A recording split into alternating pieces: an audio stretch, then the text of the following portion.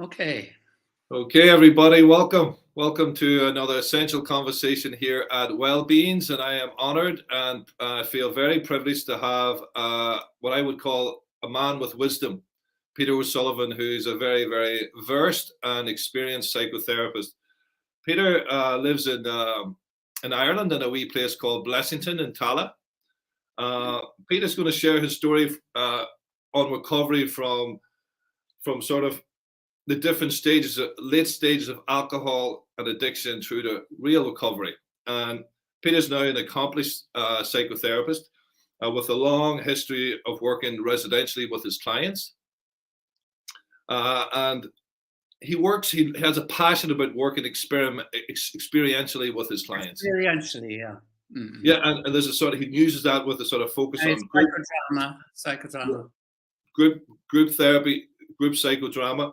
And he has trainings in sensorimotor, sort of psychotherapy, family therapy, couples therapy, and counselling, and trauma-focused therapy. So there's not very much that Pete hasn't trained in, and I am honoured to have him here today. Peter, welcome. Thank you. Thanks, Nigel. You know, and Pete, I was sitting this morning, and I was over with my mum, and I was helping her cook up a stew this morning. And as I was making the stew, I was thinking about this podcast. I was thinking about all the ingredients that I was putting into this stew to make it flavorful. And I was kind of thinking about what were the ingredients in your childhood, Pete, you know, just to start us off there that stand out, that feel important to share, to give us a backdrop of Peter O'Sullivan and the world that he came from as he embarked on this journey from, you know, through addiction, through to recovery, and then helping people through that, or accompanying people through that process of recovery. What would be the key ingredients from the background? From my background, I have a background of recovery, drug and alcohol addiction. But I think what's intrinsic to that is growing up in Cork City, in Ireland, with one of 14 children. I was the second oldest of 14 children. And we were a very low income family in a very small household, a very small house. So I think that alone was deeply traumatic for me. I don't know what it's like for other people, but I found that I always felt stuck and trapped. And in fact, the theme for many, many years of my life, I would say to people, I feel trapped. I feel trapped. It was a common theme throughout my life. And just recently, I remembered, God, I used to feel trapped so often, even when I had long left my home place and was living where I wanted to be living. I would still have that trapped feeling often. And recently I said, oh my God, I haven't had that trapped feeling for years now. And then I got images of myself growing up as a child and feeling like I didn't want anyone to come into my house, any of my friends. They were never allowed inside the front door because it was chaotic, it was crowded. And I remember around 11 or 12, feeling I used to idolize my father. I looked up to him and I would have done anything for him. And then around 11, 12, I would say roughly, maybe 13, I became absolutely disillusioned with him. And I stopped speaking to him, which is a very hard thing to do. I think that was very damaging for me. Wow. I just stopped speaking for him because I thought he was a phony, and everything was God's will. And I used to feel fuck you, like in God's will. I mean, you don't take responsibility for anything. But I didn't say it to him. I didn't ever stand up to him. I didn't ever defy him. I just went silent. And then that meant that I was silent in the whole house. I was silent everywhere. So that's a very difficult thing to maintain. but it was also like a prison. I was now a prisoner in my own house, or in the sense that if I didn't speak to him, I didn't speak to anyone. And my mother would say it to me the odd time. Maybe I remember her saying it once ever. Your father's worried that you don't speak to him. And I don't think I gave an answer. But so I grew up with a profound sense of shame and a lack of spontaneity. Now, in the street, I had good friends in the street. And I had, I was, in the street, I would get into rages sometimes. I was kind of quiet, didn't use swear words. I was a really nice guy, but I might get into fights, and then I would get into enormous rages. It could be within a neighbor, it could be with anyone. So, but school went okay. I felt, look, there was a huge sense of alienation. Absolutely, really huge sense of alienation. And I think that made alcohol attractive then. And I remember I started working at 16. I got a really good job considering where I came from. And I was very happy with that work. But I remember coming home from work on sunny days, and I was still only 16, and going into the pub after work, where there was nobody else there. Nobody at my age was in the pub, and drinking, just a few drinks, and going home. And then eventually, when I got to Dublin, which I went in to see a doctor one day. I can't remember what my so-called complaint was, but he said, "Oh my God, your nerves are shot." And he wrote a prescription for me for Valium. And people don't realize that they're kind of tightly controlled today. But in those days, they gave them out like Smarties. You literally could get as much diazepam as you wanted, whenever you wanted, wherever you wanted it. It was like, talk about OxyContin and all that today. Yeah. That was the OxyContin of today. And it was freely available. Wow. People don't realize how they were called Mother's Little Helpers. That's right. Women in Ireland were taking them. And nobody thought there was a problem. So I ended up addicted to alcohol and Valium. And I would drink so much and I'd have a hangover.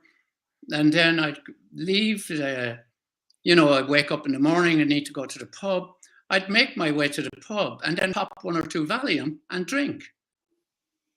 That's how I lived my life. I had a very good job, a responsible kind of work. And I was able to do these things. Like, I suppose maybe for a lot of the time, I moderated my drinking. I'm not sure. I can't really remember. All I know that is, what I do remember clearly is the latter years of my drinking. When at that stage, I had got married, I had 2 children. I had 3 children, actually, 2 with my wife and a third child afterwards. And but I remember it got so bad. And at this stage, I was seeing psychiatrists. And to me, a psychiatrist was a doctor who seemed to have a license to prescribe even stronger pills. But I think the GP prescribes them now anyway. Mm-hmm. I don't think there's any. I mean, the main thing is for the pharmaceutical company is to sell the pills. Mm-hmm. So the only reason they control diazepam today is because they don't make so much profit on it anymore, because it can be produced in India and off license kind of thing, off patent or whatever it is. Yes, yeah. But they try to force the antidepressants, and which are as if they weren't addictive, but of course they are. And so I was on a thing called MAOI inhibitors, which were pretty powerful drugs and are rarely used, maybe almost never used today. So I was now taking alcohol and MAOIs.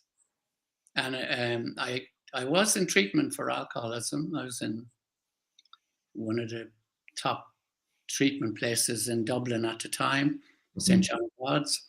And that was a good program. But I remember them telling me there that you're cross addicted. I didn't know what they were talking about. I really did not understand.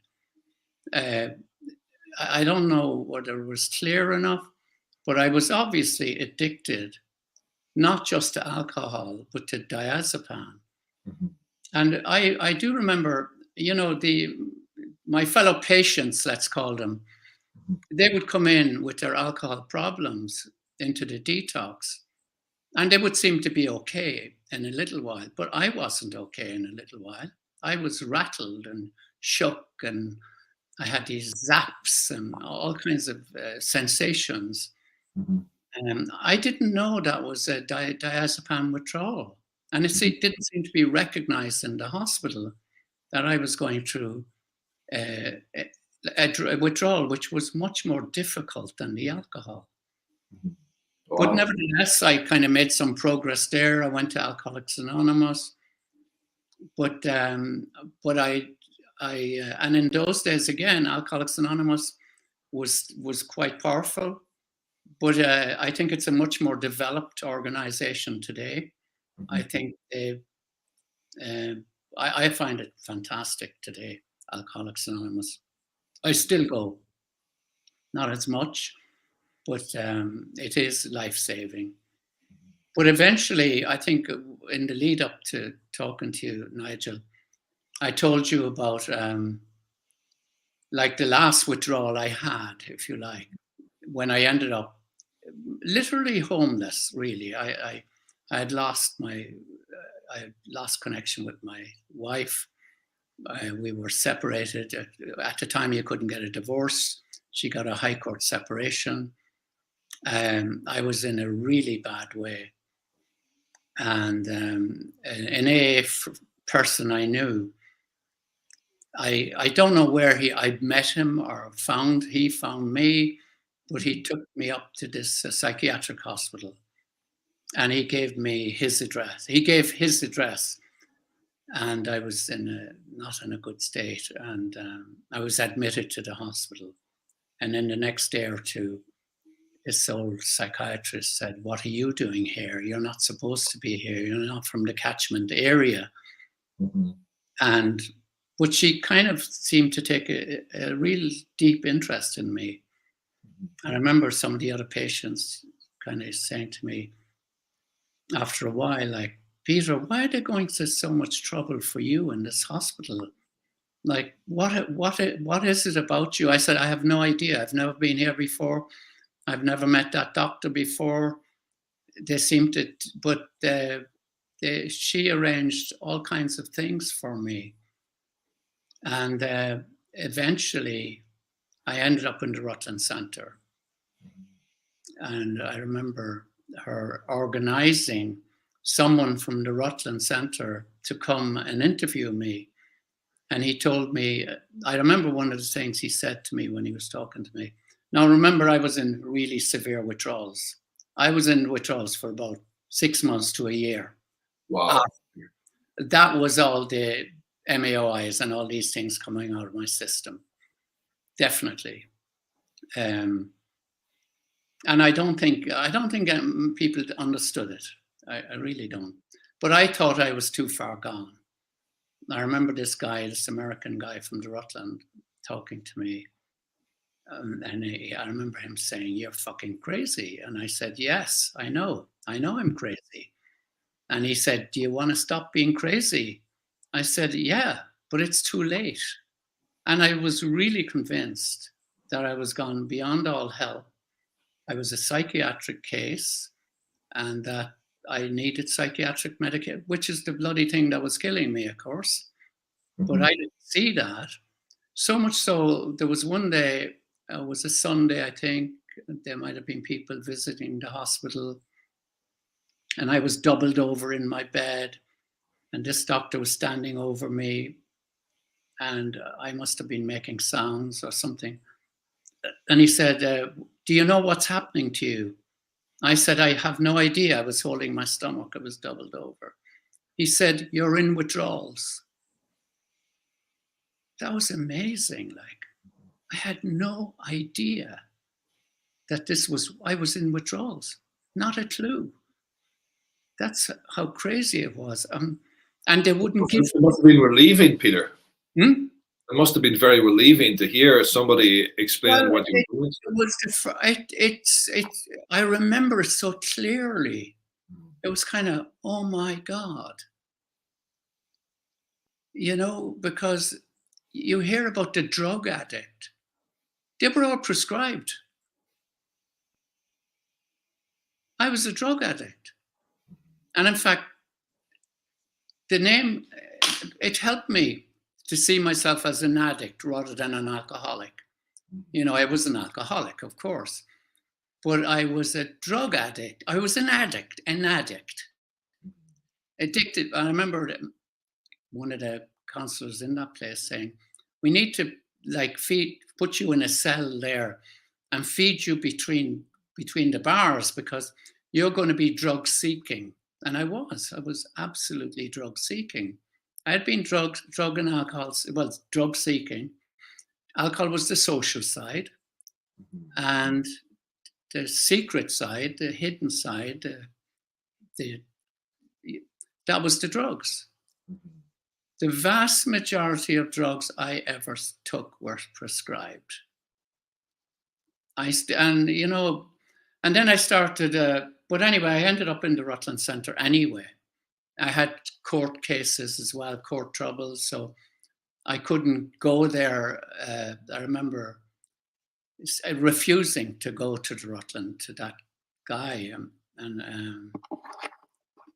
But a little while after he talked to me, I got this idea in my head, oh my God, this is my last chance. I need to go with this guy. And he hadn't left the hospital yet. I found him. I said, I'm ready to go with you. And he said, well, it's not that simple. We've got to get a bed ready for you, got to get a place. And you have a lot of court troubles. We got to get them taken care of, or get, so that you have time and you're not going to be interrupted. And so that happened. And it took a few weeks for that to happen. I don't know how long I was in that hospital, like 8, 9, whatever number of weeks. But I know that I got to the Rutland Centre then, still rattling. My head was racing. I was shattered. I was still shattered. And I remember that counselor, that American guy, Tom Collins, telling me sometime later, he had said to me, Peter, come on over to us, give us 2 weeks, and I'll let you know at the end of 2 weeks whether it's too late or not. And he told me afterwards, Peter, he said, I didn't know whether it was too late or not for you. But he said, you started to come on then in leaps and bounds. And I was there for 10 weeks. And in those days, they tended to be much longer periods of time.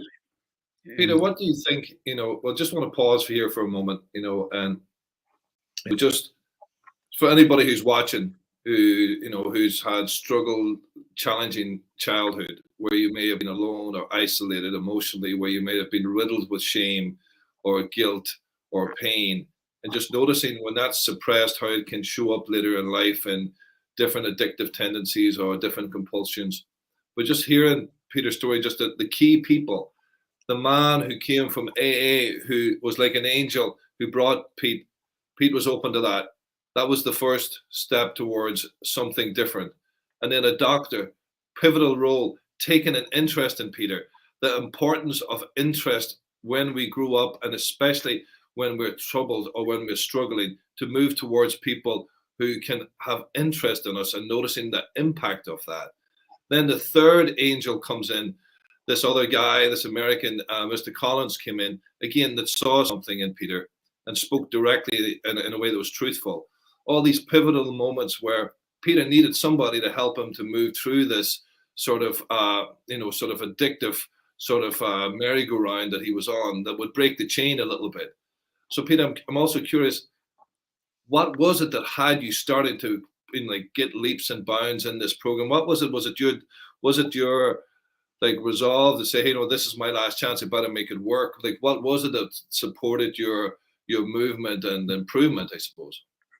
Well, what was I think the most important element of the Rutland Centre, first of all, it was only newly opened. It was only open 1 or 2 months. And there was opposition to it from the mainstream people at the time that dealt with addiction. So they were absolutely driven to succeed. And I had that sense that I was in a place where these people cared. They absolutely were committed to my well-being. They cared deeply. And there was intensive therapy going on all day long, every day, in various forms. But the group therapy every morning for about 2 hours, maybe 2.5 hours, and every evening, every afternoon for 2.5 hours, there was intensive group therapy. There was about 8 people in each group, 8 clients, like you stayed in the same group. And there would have been 3 separate groups. So I don't know what, they didn't have any particular name. You just, anyway. But these were intensive group therapy settings. That was the most powerful part of the whole thing. And I remember everybody else in the group being kind of stressed about the group therapy sessions and anxious before they started. But I was like that the whole time. When I sat in the group, I calmed down. My head stopped racing. I could pay attention and I could hear everything that was going on. And so it had a profound calming effect on me. The more intensive it was, the better it was for me. So I felt connected, I felt cared for, and I developed insight. I understood. That's where the term like, oh, I'm an addict. I understood addiction. They saw it as a family disease. They saw the connection between childhood and the addiction itself. And so I felt a deep sense of connection. And when I was leaving, I felt a sense of well-being that I don't know if I had ever felt so well in my life, really. Little did I know that I had an awful lot more to go through. I was on a kind of a high, and things started to happen then, things that happen in everybody's life. And I had various setbacks, and then I pursued therapy myself, and I was open to doing any kind of therapy that I would say that involved blood and guts. In other words, I wanted the therapy experience to be a visceral experience. So I went to events and workshops that involved like the whole body, the whole person. I wanted. I absolutely needed that, and so I was very open to psychotherapy. I would have gone anywhere for it. What was that period like, Peter? After you left the treatment center, in that in-between period before maybe starting your training to become a psychotherapist, what was it like? What was your therapeutic experiences then? Just for the people watching, who are maybe dealing with addiction or depression or anxiety or some sort of thing that's holding them back in life or feeling a bit lost. Like, as you went through a huge sort of infusion of holding in a residential capacity, with pioneering sort of work that was so focused to succeed, which is a rare thing. To come through that and to be in this field where you were going to see people, see therapists, hungry for help, hungry to heal. What was that like? What stands out as pivotal moments in that time where you were, like not as, and not in a residential experience, but you were living your life seeking help? Well, I like Alcoholics Anonymous and all the other 12-step groups, by the way. That would be Codependence Anonymous and Adult Children of Alcoholics. Even though my parents weren't, there was no alcoholism in my family of origin, except in uncles and aunts, of course. But my father didn't drink, practically zero, and he was always there, but he was controlling. He was intense. I was afraid of him. He hit me once in his whole life, one clout, which kind of was a bit disabling, but I mean, for a few moments. But he would have probably been a model parent, but the style of parenting was oppressive. I see that now. I didn't see it. Like, my whole sense of integrity and authenticity was squashed. And of course, that was the schooling system at the time. That was the church at the time. You didn't have your own, you weren't allowed to think for yourself. Well, I wasn't. So learning to find my own voice. And in fact, I'm only still doing that. Like, I'm scared of my wits to participate with you here, even though I've talked to groups in a therapy setting. But these are settings I know. This is not a setting I know. But by the way, there's one thing. The job that I had all through, I actually had a job. As one guy called me, Peter, you were on Skid Row with a job. So that was not, it was so true. But I had a very long period of absence from the job. But I ended up back in that job, but I wasn't forgiven. Like, not by some people literally were moved to tears when they saw me. They said, "Oh my God, I never thought I would see you looking okay." And Wow. but others who had power in the company, I wasn't forgiven. And then I ended up in a kind of a limbo place where I was, it took me a long time to find a way to get into some kind of training and take up psychotherapy, which was my passion now at this stage, actually. And I read extensively. And what was stunning was I would read these books and I would look at the date the book was written.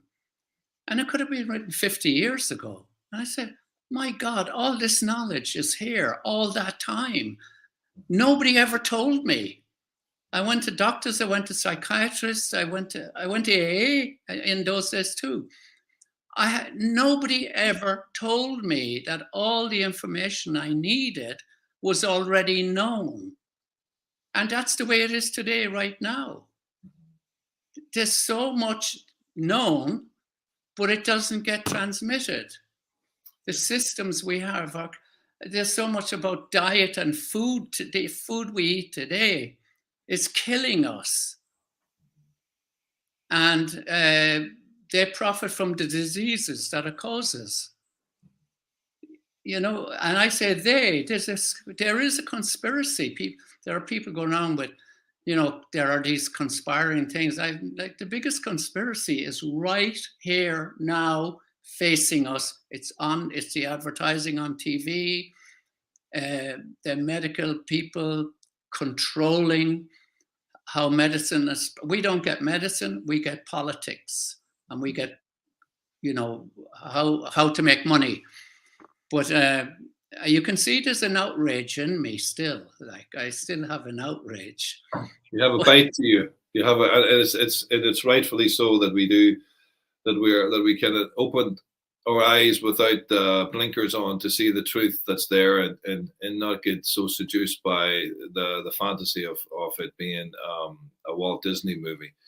Yeah. But I want to come back, Peter, to something that you said that was, again, very, very powerful. And you talked about a childhood where, in a way, I'll use a word, I don't know if you'll agree with the word, but a sense of engulfment, that you would, like, where as a child, like you weren't able to think for yourself, feel for yourself. You were in a sort of controlling, sort of non-responsive field, a family group on a way, and then the society, the church, you had all this. So the suppression of who you are, and then the journey to get to know that. And then when you were in this job, that I love what you said about, you were working, but you were on Skid Row. But to be in that sort of environment, description by one of the counselors. It's perfect. It's rare. It's rare that you could do that. I think it tells me about your character in and of itself. It made sense to me at the time. Yeah, and well, it was true. It was absolutely true. Yeah. Yeah, and then you're coming back in after being through this huge sort of journey, and some been moved, but then some of them holding a gripe with you, some of them not really been able to forgive or to trust, or to really, where you felt again not fully received, or where you were kind of outside. I was an outsider. Yeah. Yeah. And what was it that catapulted you then from that? Was it a conversation from a therapist? Was it a teacher? Was it a course you did? What was one thing? It could have been many things probably, that stands out as that got you into this caring field, that this sort of psychotherapy help. Well, I was trying to break into it, but I couldn't. I wasn't. I looked to try to get into Trinity to do something. I didn't meet their requirements, or they were absolutely not impressed with me whatsoever. Twice I went to interviews there. So I looked around, and anyway, I got into another program. So eventually I met someone, and we became partners, and she founded a place called Chrysalis. It was a holistic center, and it was through that connection there, and from there I met some people from the USA who were over, and they told me and my partner, if you want further training, it would be good to go to, they pointed us towards a place in Pennsylvania, the Karen Foundation. Mm-hmm. And that was a very progressive rehab environment. It was quite big, and they had very progressive therapies. And I spent 4 years there, and that was a stunning experience. That's where I learned a lot about psychodrama and a deeper sense of experiential therapy, and that, like CBT and these kind of things, that the medical people tend to take some SSRIs and some CBT. The combination is good, but CBT doesn't touch where the issue is. I mean, the issue is in the body. The issue is visceral, really. And Peter, for the viewers, can you, in your own words, kind of help them understand what an experiential therapy looks like, and the different flavors of it? Well, I tell you, group therapy is one of the easiest ways to see it in work. Again, it needs to be a group. First of all, there needs to be permission, and it needs to be a permissive environment in terms of the expression of emotions. When I was running the residential groups thing in Chrysalis, I used to say, look, all the rules we had outside, you scrapped them. In here, you have space to express how you feel. And when you express it, we want you to express it even more viscerally, like even louder. We'll give you a cushion. We'll give you a bat. We'll let you beat it. We will let you scream it. You will get good marks for being the best screamer in the group. Like the exact opposite to outside. I don't know if I did it but I'm trying to recapture. And of course, and some people, I would say to them, when I was trying to encourage clients to come and participate, and they were saying there's no way I could sit in a group, and in order to give them a feeling of that they can do it, I would say, look, I know you well, I know you a long time. All I'm asking you to do is come down, stay for the week, and sit in the group. You don't have to talk, just sit there, and I'll keep an eye on you. And, it's amazing the amount of people who agreed to that.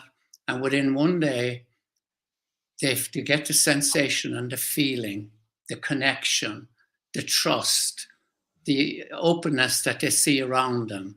And they start to open up. Exactly. Never knowing they were ever going to do this. And talking about stuff they had held on to for years. And I remember one person who had a long history of sexual abuse, who I had worked with a long time before she came to the group. But she seemed astonished, she told me afterwards, when she opened up and let the group in even more. She said, I really believed everybody was going to run away or ostracize me. I couldn't believe the validation I got, the sense of acceptance and warmth. That's what gives the healing. You can't do it on your own. It needs other people, and it needs that experience. It needs the experience of at least another person. A group is better. It's far more powerful. I don't have facilities to do groups today, but I did it for 25 years, about every few months. And of course, I worked in rehabs as well.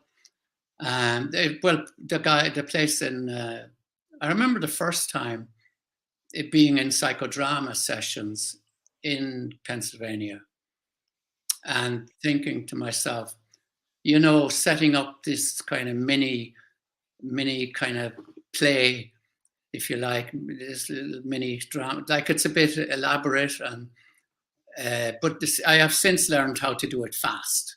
But anyway, there's no need for that. But when I experienced it myself, when it happened to me in the middle of then I realized, oh my God, this is so powerful.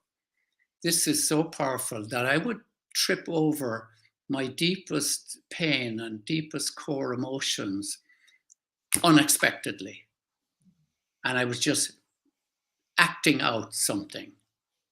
But I didn't know that suddenly there would be this, like a switch went off, and I'm suddenly there. I'm in the room with all the people. They're all here. I feel safe. I feel I haven't left. But that visceral expression of emotion, it can come out now. Mm-hmm. Beautiful. And I'm in it. I'm absolutely in it. But I'm safe. So it's a kind of a dual thing, that I'm feeling gut-wrenching pain and very supported and safe.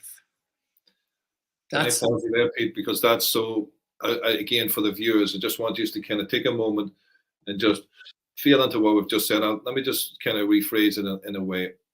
It's like, you can read a self-help book, but it doesn't speak back to you, and it doesn't give you a lived experience, although it can be helpful, but it's very cognitive.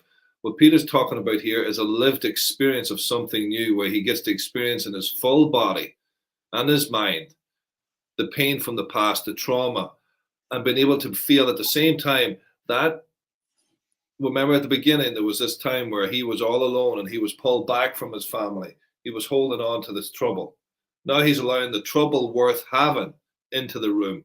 And he's allowing himself to challenge all of the history and having something new happen in this lived experience with another person or with a group of people that starts to change from a neuropsychology perspective. It changes everything, and it can pop new synapses in his brain of something new that couldn't have happened before is starting to happen. Would you say, Peter, that this is one of, or like you put it into your own words, how we can actually start to change our lives or start to change how we relate to ourselves and other people through these experiential moments through a therapeutic process? Yeah, and I'm not saying, by the way, say in psychotherapy, you know, on one-to-one psychotherapy, which I absolutely believe in, but I think it needs to be trauma focused, somatically focused. But and you can do some really powerful things. Even on Zoom, I've done really powerful sessions, but not all sessions, as we used to say to people, like leaving the week-long intensive residential experience, like don't expect, when you go back to your therapist, don't expect your therapist to do tricks, as we used to say. You know, it was a bit funny the way it was worded, but like a lot of therapy does take place in a quieter way. I do believe in reading books. They help me enormously. But as the saying is, the map is not the territory. The territory, you gotta go through the territory. The map can give you some guidelines, some, you know, it was a very famous, common saying. I love it. When I started therapy first, the map is not the territory. And so like, you can't get insight. I don't believe I've ever got insight in advance of progress. I've made progress and then got insight. But you do need a visceral form of therapy some of the time. And the group is the most powerful experience of the whole lot. And I actually heard, I was at a conference that Bessel van der Kolk was talking about, he was the speaker down in Cork. He was there for 4 days. And he talked about something new he had come across. And he was in Esalen practicing it or something. That's a place in Big Sur in California, which I've been to many, many times. It's a favorite place of mine to go and do therapy. I did it there with my son. That was another powerful experience. I'll tell you about again. But I've kind of lost my track a little bit now. But you were talking about your man who was speaking down at Vandervoort, who was talking about something he experienced. Oh, yeah. Bessel van der Kolk was talking as if this was something new and stunning. I said, you know, I didn't stand up the best. I said, I've been doing it for years. And every trauma thing I ever attended, it was kind of like, there is nothing as powerful as the workshops I was running myself down in the Chrysalis Center. That was trauma work. If it was needed, it depends. You can't force someone into trauma work. They will come, they'll go with you, or when it feels safe for them. And some people might have to come a few times, whatever, to feel safe. You can't push it. You can't push someone into these visceral feelings. It is not something you force on them. It is not something that I cause to happen. It's that they feel safe. I don't know how they pick it up. Like people come into my office and I might say to them, it might be the following week or whatever. I said, like, you're not crying and feeling all that pain because you're in this office with me. You are feeling all that pain all day, every day. You walk around with it all the time. It's just that we created a space here now together where you allow yourself to experience it. But you came in with it. I didn't cause it. I didn't make it happen. I'm not doing this to you. You're bringing it. And I do my best to facilitate. If I spot an opportunity, if you're talking and I see a quiver or something, I notice somebody is telling me a story, and at one point in the story, I noticed something in the eye, the tone, and I might say, let's go back to that moment, because that's the trauma trying to break through, and to try and catch that. And when that window is open, try and keep it open for as long as possible. So is that, because it's going to shut again. And that's why like you don't go and have a magic session and your trauma is done. It doesn't happen like that. You've got to go back to these places again and again and again. Takes time. There's years. There were years in the making. Like sometimes I meet a family, their son is 13, he's doing weed. And I have to say to them, look, this isn't happening because he's 13. This is 13 years in the making. All the years that came before 13 are preparation for puberty. And if the groundwork isn't there, that's one of the times it shows up, at puberty. So we're not dealing with a problem that weed is suddenly around, and they're suddenly in an environment like, how they lost their power and authenticity. That has been happening for 13 years. Now, how to get that across to a parent without scaring them and feeling like they're going to be blamed, or, it's not easy. But if parents tend to focus on the behavior, stop the weed, focus. And as I would say to them, of course, everybody wants that to happen, but something else needs to happen. Connection. They need connection. The weed or whatever else, that's a substitution for something else that's missing. I was able to, I had less anxiety when I took benzodiazepam, but they didn't address my anxiety. No. They just anesthetized it. And the same with alcohol, and the same with every other substance. And that goes for gambling and all the other behavior addictions as well. They're all substitutes for missing unmet needs, unmet childhood needs. Like the term now, developmental trauma. Like long before that term, developmental trauma, became into common usage, I was working from that basis because I knew it. Yeah, all the things that didn't happen that needed to happen. I wasn't the only one working from that basis, but I mean, I suppose I had a raw, particular insight into it.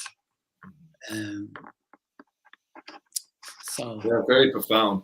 And we're just want to, for the viewers again watching, if you're struggling with addiction, if you're struggling with any compulsive disorder, if you're struggling with a sort of alcohol issues, if you're struggling with anxiety, tension, sort of broken relationships, struggles with your children, there's a deeper theme, there's a deeper truth. Yeah, totally. Yeah. And you can't do that by yourself. It's really important. No. Whenever there's a time when you can look back and say what you've been doing hasn't been working, can you reach out for help? Is there a time where you can look at it and say, hey, I'm deeper than ever in this pile of shit, reach out for help? It's like whether it's a friend. Reach out for help. Sometimes you need to be reached out to, like somebody reaching out to you. because you've lost, you're gone. So That's so powerful. it's a mutual thing, you know, that it has to happen. You need a safe person you need to feel safe before you'll open. Like you might go into a rehab because you think you're going to die or you're going to go to jail. That's fine for the start. But something else then needs to happen inside there before you leave. At least the beginnings of connection, the beginnings of feeling places, finding safe places where you can open up to other people. And the best people to do that with are people who've been through that process themselves, because they know where you're coming from. They have the empathy.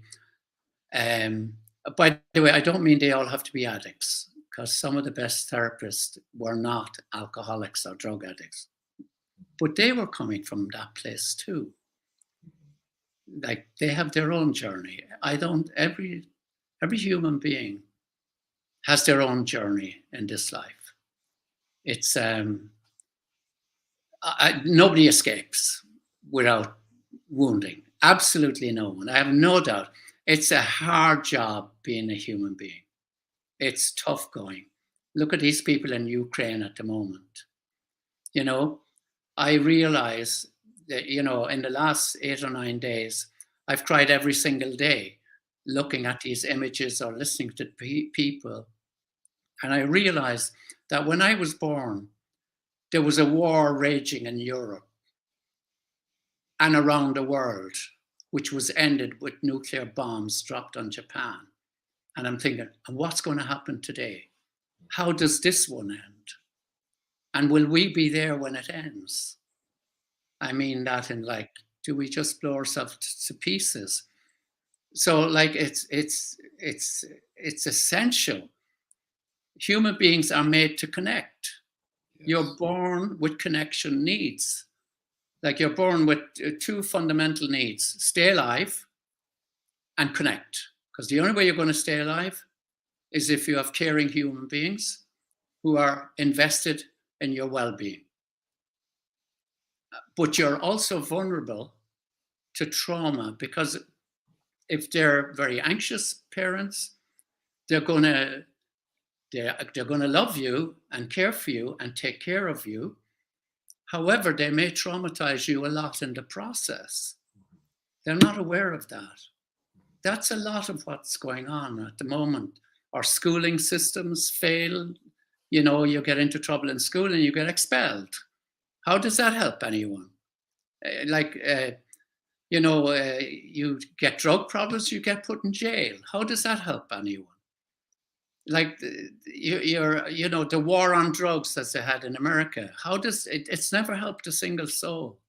No. It doesn't help. We need compassion. We need to connect with those people, with us people. It depends. There's those people and us people. We're the same people. Yeah. But, I found myself equally crying this week, and I was wondering. I was having this fantasy in my mind, Peter, about having a group therapy with some of the Ukrainians and some of the Russian soldiers together, and creating a safe space for expression. And was wondering how that could be. And I was just having that sort of feeling, like how I would love to have that happen. You know, something like that where everyone's suffering here. No one's. Look at the con job. I mean, the Russian people, they don't know actually what's going on. There's a lot that we don't know what's going on. Human beings are designed for democracy. And the first democracy is the family of origin. It needs to be a democracy. A lot of families are autocracies. They're authoritarian. It doesn't work. No. Like if you get children to behave through compliance, you're actually harming them. And they will rebel. And then they will join authoritarian regimes. Mm-hmm. They're used to authority. they follow authority. They've lost their compass. Like we have a moral compass inside, which tells us what, like a little 2-year-old says, you're not the boss of me. Almost all 2-year-olds do some version of that. And when they're young and their integrity is being violated, they have these temper tantrums. That's what they are. They're like a brainstorm, like a convulsion, because they're too young to have anything else happen in the young brain. Mhm. And they're fighting for, I witnessed this. I witnessed it in one of my granddaughters. I witnessed her saying, like she was a little 3 or 4, like, am I going mad? Because I saw somebody trying to exert authority on them. It was plain to me, but it wasn't plain to them. So yeah, it's hard. It's like it's easy to be authoritarian and judgmental. It takes work to learn how to think. Yeah, and like, I think what's important. It's experienced as authoritarian by the child. Like Yeah. the adult is where the adult is one place. Where the child is, like, who speaks for the child in a way? The child has an inner sense of integrity and authority. Actually, Gabor Mate has a nice little 10-minute little talk on that, about childhood trauma. But he talks about the need to stay on side with your parents, and the need to have your own integrity and autonomy honored. How does that, like another, parenting needs to be in attunement with the needs of the child, but the traumatized parent does not know that.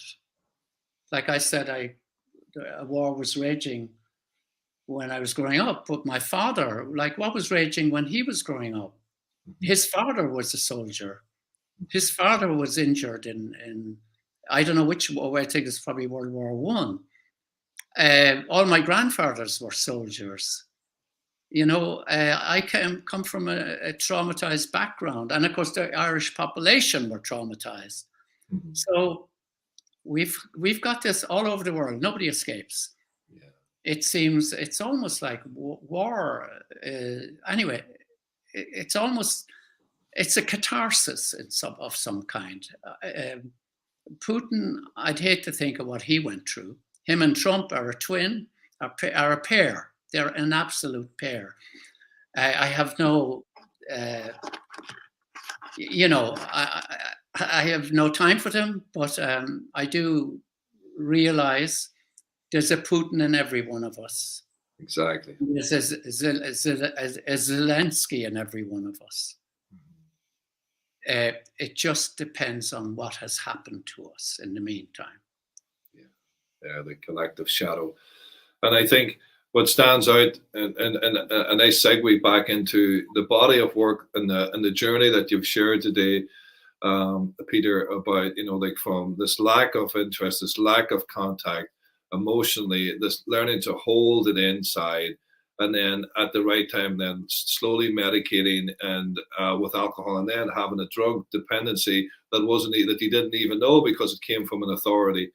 And then the journey through really having, attention from other people and safe places, finding a safe space where someone reached out to you, where someone took that interest, and how that started to radically change your life, and the work that you're doing with people today, and the importance of these experiential, full body sort of lived experiences to move held pain and suffering through the body and have it witnessed by other people, stands out to me as some of the pivotal things that you've echoed today. And I think, again, just repeating this word, safe places, because that's kind of sitting with me really well.